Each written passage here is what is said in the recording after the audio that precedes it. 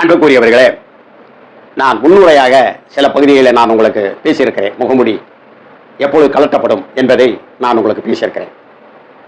இப்பொழுது நாம் படித்த இந்த வேத பகுதியில் யோசுவா 7ஆம் அதிகாரத்தில் நாம் வாசிக்கிறோம், இஸ்ரவேலர்கள் சாபத்தீடானதை எடுத்துக்கொண்டார்கள்.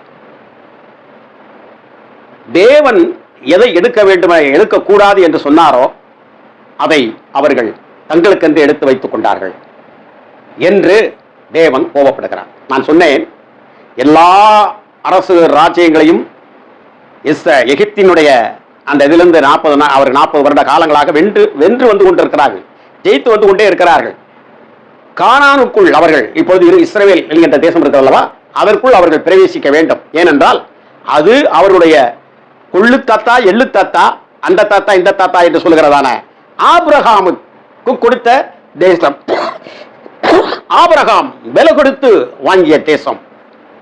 ஆபிரகாம் மெசொப்பொத்தேமியா என்கின்ற அந்த சுமேரிய நாகரிக தொட்டில் இருக்கிறல்லவா, அந்த தேசத்தில் பிறந்தவர், ஊர் என்கின்ற இடத்திலே பிறந்தவர் ஆபிரகாம். அங்கிருந்து தேவன் அழைத்து அங்கிருக்கக்கூடிய துன்மார்க்கமான செய்கையில் இந்த ஆபிரகாம் விழுந்துவிடக் கூடாது என்பதற்காக அவரை அங்கிருந்து அழைத்து வெளியே கொண்டு வருகிறார். கொண்டு வந்து அந்த கானான் தேசத்தில் அவரை விடுகிற பொழுது, அது கானான் என்கின்ற நோவாவினுடைய 3 குமாரர்களில் கானான் ஒருவன் இருந்தான். வெள்ளத்திற்கு பின்பு வந்த அந்த குடும்பத்திலே கானான் என்று ஒரு மனிதன் இருந்தான். நோவாவினுடைய பிள்ளைகள் சேத்தி என்று ஒருவர் இருந்தார், யாபேத் என்று ஒருவர் இருந்தார். 3 பிள்ளைகளிலே அந்த கானான் என்கின்ற தேசமாக அந்த கானான், இப்பொழுது இருக்கக்கூடிய இஸ்ரவேல் தேசம் இருந்தது. இப்படி இந்த கானான் தேசத்திற்கு சேத் என்று சொல்லுகிற இன்னொரு மகனுடைய பிள்ளையாக இருக்கக்கூடிய ஆபிரகாமை கர்த்தர் தெரிந்து கொண்டார், எத்தனையோ ஆண்டுகளுக்கு பின்பு. அப்படி தெரிந்து கொண்டு அவர் வருகிற பொழுது நடந்தது என்ன? சேம் என்கின்ற மகன் மூலமாக வந்த ஆபிரகாம் நடந்தது என்ன என்று யோசித்து பார்த்தால், இவர் இந்த கானானிலே வந்து தனக்கென்று தான் பணம் கொடுத்து நிலத்தை வாங்கி கர்த்தர் அவனை ஆசீர்வதிக்கிறார். உன் சந்ததி இதை சுதந்திரித்துக் கொள்வார்கள், ஆனால் அவர்கள் 400 ஆண்டு காலங்கள் எகிப்தினுடைய அடிமைத்தனத்தில் இருப்பார்கள் என்று சொன்னார். அதன்படி நடந்தது, அது உங்களுக்கு தெரியும். இப்பொழுது பிரியமானவர்களே, இந்த பலிகி பெருகி லட்சமாக மக்கள் இந்த 400 ஆண்டு காலத்தில் எகிப்திலே இருக்கிறார்கள். எகிப்து பெரிய ஒரு சாம்ராஜ்யமாக இருக்கிறது. அங்கிருந்து மீண்டும் இந்த ஆபிரகாமுடைய பேர பிள்ளைகளாக, கொள்ளு பேரங்களாக இருக்கக்கூடிய இந்த சந்ததியை, கிறிஸ்து இயேசுவுக்கு பிரியமான அந்த சந்ததியை, கிறிஸ்து அதற்கு பின்பு 2000 கழித்து பிறக்கிறார். ஆனால் அவர் கடவுளாக பரலோகத்தில் இருந்த பொழுது அவர் இந்த ஆபிரகாமை அழைத்தார். இவர் இங்க கானானிலே வந்து அவர் சேர்கிறார். இதெல்லாம் தெரியும் உங்களுக்கு. இப்போ இந்த சந்ததி எகிப்தினுடைய அடிமைத்தனத்திற்குள் போகிறது. அங்கிருந்து மீண்டும் மோசேயினுடைய தலைமையில் அழைத்து வருகிற பொழுதுதான் அவர்களுக்கு காண்டாமிருகத்துக்கு ஒத்த பலன், இப்படிப்பட்டவர்கள் வருகிறார்கள். இந்த கானானுக்குள் 40 ஆண்டுகள் முடிந்து கானானுக்குள் பிரவேசிக்கிற 40 ஆண்டுகள் நடந்து வருகிறார்கள். கானானுக்குள் பிரவேசிக்கிற ஒரு காலம் வருகிற பொழுது, இந்த கானானுக்குள் பிரவேசிக்க முடியாதபடிக்கு எரிகோ என்கின்ற ஒரு பெரும் கோட்டை இருந்தது. இன்றைக்கும் அது அழிவுற்ற நிலையில் இருக்கிறது. அந்த கோட்டை, அந்த எரிகோ கோட்டை வீழ்த்தப்பட்டால் தான் கானானுக்குள் இந்த இஸ்ரவேலர்கள் போக வேண்டும். ஆனால் அந்த எரிகோ கோட்டையிலே பெரிய பெரிய பலசாலிகள், ராஜிதர்கள், இப்படி சொல்லக்கூடியதான பலவிதமான மக்கள் இருக்கிறார்கள். அதே நேரத்தில் எரிகோ கோட்டையிலே அங்கே பாவம் தாண்டவம் ஆடிக்கொண்டிருக்கிறது. இன்றைக்கு எப்படி இந்த பாம்பேயில ரெட் விளக்கு என்று சொல்லி ஒரு பகுதி இருக்கிறது அல்லவா, வைத்திருந்தார்கள். இப்பொழுது இல்லாமல் இருந்தால் நலமாக இருக்கும். இப்படிப்பட்ட பாவங்கள் அந்த கோட்டைகளிலே வீடு கட்டி இருந்தார்கள், வசித்தார்கள். ஆகவே அந்த அளவிற்கு மோசமான ஒரு கோட்டையாக இருந்தது. அதை உடைத்தால் தான் போக முடியும். அப்பொழுது கர்த்தர் தம்முடைய அற்புதத்தின் மூலமாக, தமது வல்லமையின் மூலமாக இந்த இஸ்ரவேலர்களை வைத்து அந்த கோட்டையை நோக்குகிறார். இந்த கோட்டைக்குள் அவர் சொன்னார், பொன், வெள்ளி, தங்கம், இப்படி தேவை எல்லாம் இருக்கும். ஆனால் இவைகளில் ஒன்றையும் நீங்கள் எடுத்துக்கொள்ளக் கூடாது என்ற கணக்கை கர்த்தர் கொடுத்திருந்தார். அதை நீங்கள் எடுக்கக்கூடாது என்று சொன்னார். ஆனால் பிரியமானவர்களே, இதை அந்த கோட்டையை வெட்டுகின்றார்கள். எல்லாம் நடந்தது, எல்லாம் முடிந்தது. அதை விட்டு கடந்து வருகிறார்கள். இப்பொழுது ஒரு ஆய் என்ற ஒரு பட்டணம், ஒரு சின்ன பட்டணம், அது ஒரு தடுதலையாக இருக்கிறது. அதையும் இவர்கள் அழிக்க வேண்டும். அப்பொழுது அதற்குள் ஜனங்களை யுத்தத்துக்கு செல்கிறவர் சொன்னார், எல்லாரும் வேண்டாம், ஒரு 3000 பேர் போய் நாங்கள் ஜெயித்து வந்து விடுகிறோம் என்று யுத்த வீர தலைவர்கள் சொல்ல யோசுவாவும் அனுப்ப, ஆனால் அந்த ஆய் பட்டணத்து மக்கள் இதிலே ஒரு 36 பேரை கொண்டு போட்டு விடுகிறார்கள். இஸ்ரவேல் ஜனங்கள் புறமுதுகு காட்டினார்கள். புறமுதுகு காட்டி வாழாமல் வந்து கொண்டிருந்தவர்கள் இப்பொழுது புறமுதுகு காட்டுகிறார்களே என்று தேவ சன்னதியில் விழுந்து கிடக்கிறார் யோசுவா. மோசேக்கு பிறகு யோசுவா தான வழி நடத்தினார்.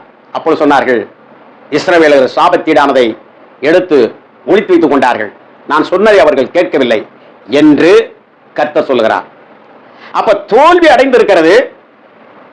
இப்பொழுது கர்த்தர் விசாரிக்க சொல்கிறார். அப்பொழுது சீட்டு போட்டு பார்க்கிறார்கள்.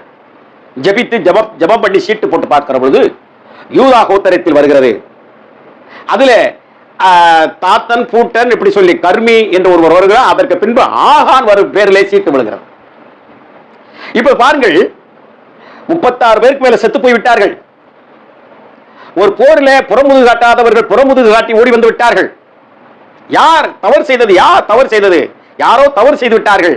இப்படி ஒரு தவறுகளை செய்திருக்கிறார்கள். தேவருக்கு ஒரு கேட்கின்ற பொழுது நன்றாக தெரிந்து கொள்ளுங்கள், இந்த ஆகான் என்பவனும் சேர்ந்து கொண்டு அவனும் யார் திருடன் திருடன் திருடன் சொல்லும் போது இவன் திருடன் சேர்ந்து ஓடிக்கிட்டு திருடன் திருடன் ஓடிக்கிட்டே இருக்கிற மாதிரி பாத்தீங்கன்னா இவனும் சேர்ந்துக்கிட்டு யாரு யாரு அப்படின்னு தான் சொல்லிட்டு இருந்தான்.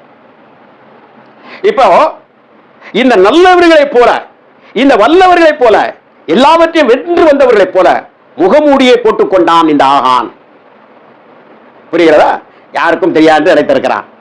அவன் பொன் பாலங்கள், மிக பிரம்மாண்டமான சருகை, தங்கத்தினால் நெய்யப்பட்ட சால்வைகள், இன்னும் அநேக கொள்ளை பொருள்களை, அந்த யுத்தத்தில் கிடைத்தவைகளை யாருக்கும் தெரியாமல் தன்னுடைய கூடாரத்திலே பொருளாசைனாலே, பணாசைனாலே, பேராசைனாலே அதை ஒழித்து வைத்தான் கொண்டு போய். தேவ கோபம் அதனால் வந்தது. இப்ப இந்த ஆகான் இவரும் என்ன செய்தார்? இவரோடு சேர்ந்து ஆமா ஆமா வாழ்க வாழ்க ஒழிக ஒழிக அப்படின்ட்டு இவனும் அதே கூட்டத்துக்குள்ள அப்படியே நின்றுகிட்டே இருந்தான். சீட்டு போடு வந்துட்டு இருக்க. அப்பயாவது காலில் விழுந்து மன்னிப்பு கேட்டிருக்கலாம்ல. மன்னிப்பு கேட்கலங்க. கடைசியில் அவன் வம்சத்து பேர்ல விழுந்து விழுந்து விழுந்து விழுந்து, ஏன்னா அவங்க குடும்பத்துக்கே இந்த நிகழ்வுகள் தெரிந்திருக்கிறது. இப்ப கடைசி ஆகான் பேரிலே விழுந்த உடனே நீ என்ன செய்தா என்று சொல்ல பொழுது நான் இப்படி எடுத்து ஒழித்து வைத்துக் கொண்டேன். முகமூடி இதுவரைக்கும் போட்டிருந்த யோக்கியஸ்தன் முகமூடி, வீரன் என்கின்ற முகமூடி, எதற்கும் ஆசைப்படாத என்ற முகமூடி, கர்த்தருடைய சித்தத்தின்படிதான் செய்வேன் என்ற முகமூடி, உண்மையுள்ள ஆபிரகாமுடைய சந்ததி, யூதா கோத்திரத்தின் ஆளுகின்ற அந்த சந்ததியில் உள்ளவனான் என்று முகமூடி போட்டிருந்தவனுடைய முகமூடி இப்பொழுது தேவனே அதை எடுத்து விடுகிறார். இப்போ ஒரு திருடனாக இச்சையான மோசமான இத்தனை குறைக்கும் காரணமாக பின்னிட்டு திரும்பாத படை பின்னிட்டு போகக்கூடிய அளவை ஒரு ஆகான் செய்து விட்டான் ஐயா. அவனுடைய முகமூடி கலட்டப்பட்ட பின்புதான் ஜனங்கள் எல்லாம் கண்டு அவன் குடும்பத்தை அவனை கல்லெறிந்து கொள்கிறார்கள் என்றால், ஊழியக்காரர்களே, கர்த்தருடைய வார்த்தையை பேசுகிறவர்களே, உன்னுடைய சிந்தை எப்படி இருக்கிறது? உன்னுடைய அகம் எப்படி இருக்கிறது? ஆனால் உன் வாயும் உன்னுடைய நீ பேசிக்கொண்டு இருக்க முகமூடி எப்படி இருக்கிறது? அகத்தை போல உன் புறமும் இருக்கிறதா? அகத்தை போல உன் முகமும் இருக்கிறதா? யோசித்துப்பா. கடவுளுக்கென்று கொடுக்கின்ற காணிக்கை உனக்கும் தேவைதான், அது இல்லை என்றல்ல. ஆனால் உன்னுடைய தேவையை பிரிக்கி பிரிக்கி பிரிக்கி பிரிக்கி நீ குட்டி குபேரனாக, மெட்டா மரஸ்தாரனாக, ஆலை அரசனாக ஆங்காங்க இடத்தை வாங்கி போட்டு ஏழை எளியவர்கள், திக்கற்றவர்கள், வயிற்றுக்கஞ்சிக்கு வழி இல்லாமல் இருக்கிறவர்கள் நாம் கொடுத்த காணிக்கை எடுத்துக்கொண்டு அவைகளை வைத்து விளையாண்டு கொண்டு இருக்கிறாயே, ஒரு முகமூடி ஒரு நாள் கிழிக்கப்பட்டு போய்விடும். யோசித்துப்பார், சிந்தித்துப்பார். நீ ஆண்டவருக்கென்று உள்ளும் புறம்பும் உண்மையாக நீ இருக்கிறாயா? கர்த்தர் சொல்லுகிறார் யோவான் புஸ்தகத்திலே, யோவான் எழுதிய அந்த நூலிலே, சுவிசேஷத்திலே, என்னை பின்பற்றுகிறவன், என்னை ஏற்றுக்கொள்கிறவன் அவன் உள்ளும் புறம்பும் மேய்ச்சலை கண்டடைவான் என்று சொல்லப்பட்டிருக்கிறது. உள்ளத்தில் மட்டும் மேய்வான் அல்ல, புறம்பிலும் அவன் மேய்ந்து காட்டுவான்.